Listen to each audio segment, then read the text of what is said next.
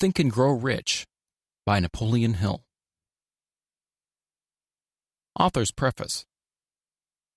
In every chapter of this book, mention has been made of the money-making secret, which has made fortunes for more than 500 exceedingly wealthy men whom I have carefully analyzed over a long period of years. The secret was brought to my attention by Andrew Carnegie more than a quarter of a century ago. The canny, lovable old Scotsman carelessly tossed it into my mind when I was but a boy. Then he sat back in his chair, with a merry twinkle in his eyes, and watched carefully to see if I had brains enough to understand the full significance of what he had said to me. When he saw that I had grasped the idea, he asked if I would be willing to spend 20 years or more preparing myself to take it to the world, to men and women who, without the secret, might go through life as failures. I said I would, and with Mr. Carnegie's cooperation, I've kept my promise.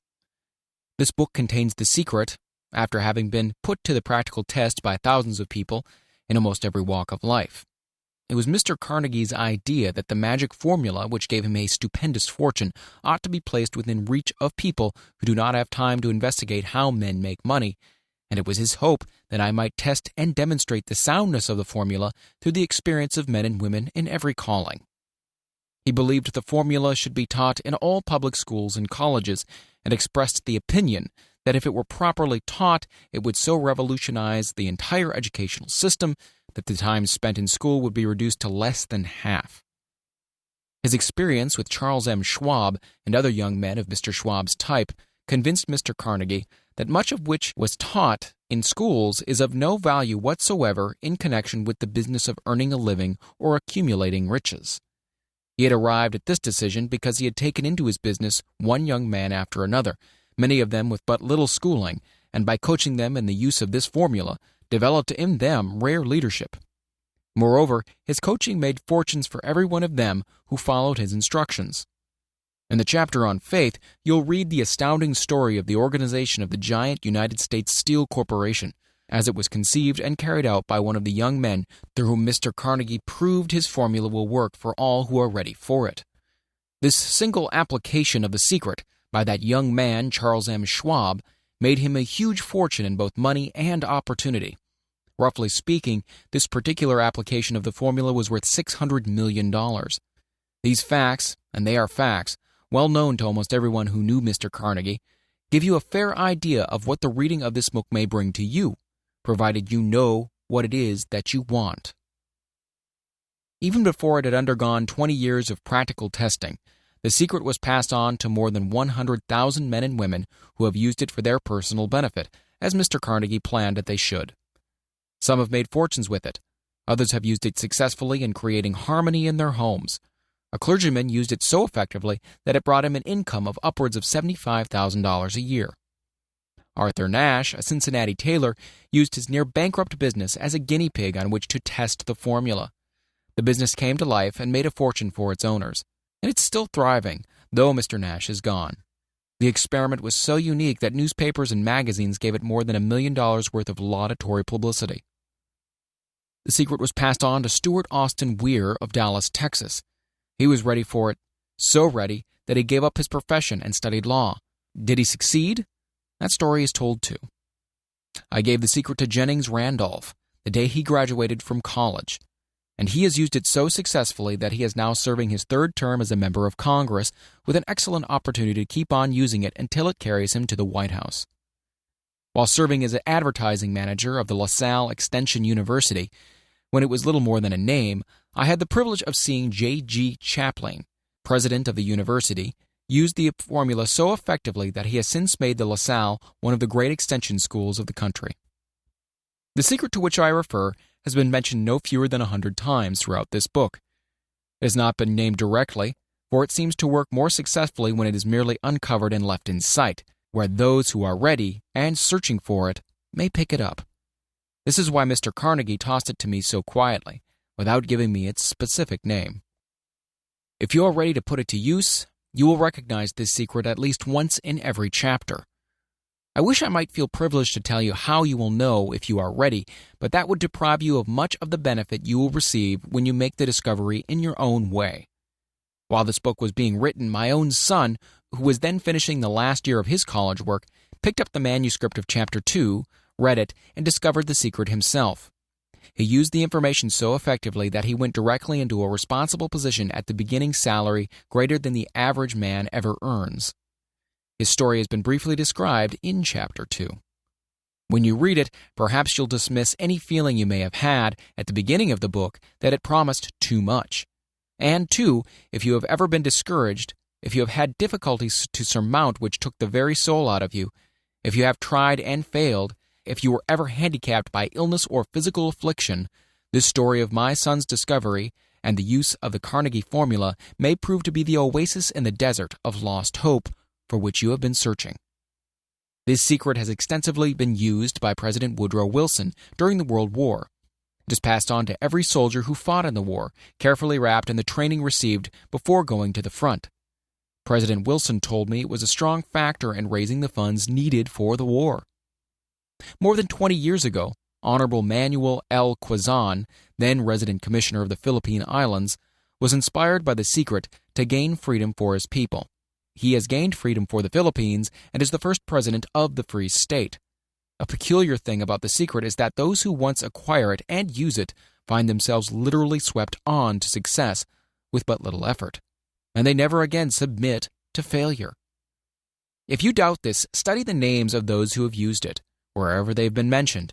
Check their records for yourself and be convinced. There is no such thing as something for nothing. The secret to which I refer can be had without a price, although the price is far less than its value. It cannot be had at any price by those who are not intentionally searching for it. It cannot be given away. It cannot be purchased for money, for the reason that it comes in two parts. One part is already in possession of those who already are ready for it. The secret serves equally well all who are ready for it. Education has nothing to do with it. Long before I was born, the secret had found its way into the possession of Thomas Edison, and he used it so intelligently that he became the world's leading inventor, although he had but 3 months of schooling. The secret was passed on to a business associate of Mr. Edison. He used it so effectively that, although he was then making only $12,000 a year, he accumulated a great fortune, and retired from active business while still a young man. You'll find his story at the beginning of the first chapter. It should convince you that riches are not beyond your reach, that you can still be what you wish to be, that money, fame, recognition, and happiness can be had by all who are ready and determined to have these blessings. How do I know these things? You should have the answer before you finish this book. You may find it in the very first chapter or on the last page. While I was performing the 20-year task of research which I had undertaken at Mr. Carnegie's request, I analyzed hundreds of well-known men, many of whom admitted that they have accumulated their vast fortunes through the aid of the Carnegie secret.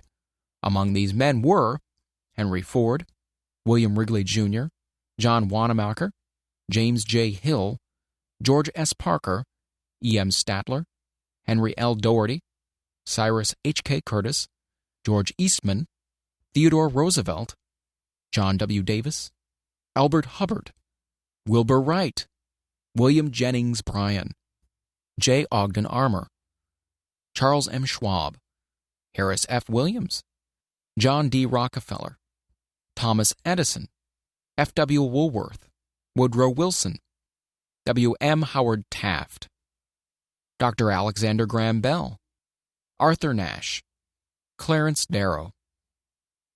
These names represent but a small fraction of the hundreds of well-known Americans whose achievements, financially and otherwise, prove that those who understand and apply the Carnegie secret reach high stations in life.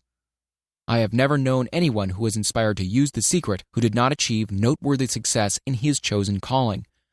I have never known any person to distinguish himself or to accumulate riches of any consequence without possession of the secret.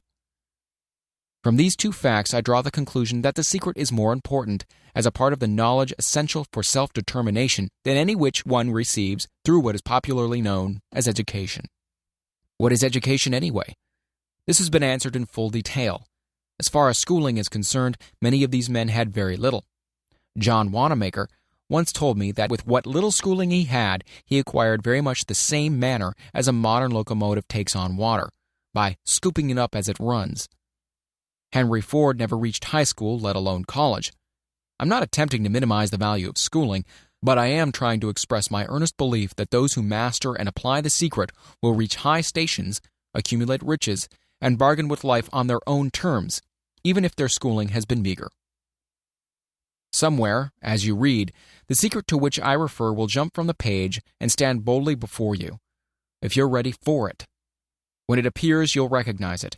Whether you receive the sign in the first or last chapter, stop for a moment when it presents itself and turn down a glass, for that occasion will mark the most important turning point of your life. We pass now to Chapter 1, and to the story of my dear friend who has generously acknowledged having seen the mystic sign and whose business achievements are evidence enough that he turned down a glass. As you read his story and the others, remember that they deal with the important problems of life, such as all men experience, the problems arising from one's endeavor to earn a living, to find hope, courage, contentment, and peace of mind, to accumulate riches and to enjoy freedom of body and spirit. Remember, too, as you go through the book, that it deals with facts and not with fiction, its purpose being to convey a great universal truth through which all who are ready may learn not only what to do, but also how to do it, and receive as well the needed stimulus to make a start. As a final word of preparation before you begin the first chapter, may I offer one brief suggestion which may provide a clue by which the Carnegie secret may be recognized. It is this: all achievement, all earned riches have their beginning in an idea. If you are ready for the secret, you already possess one half of it. Therefore, will readily recognize the other half the moment it reaches your mind. The author.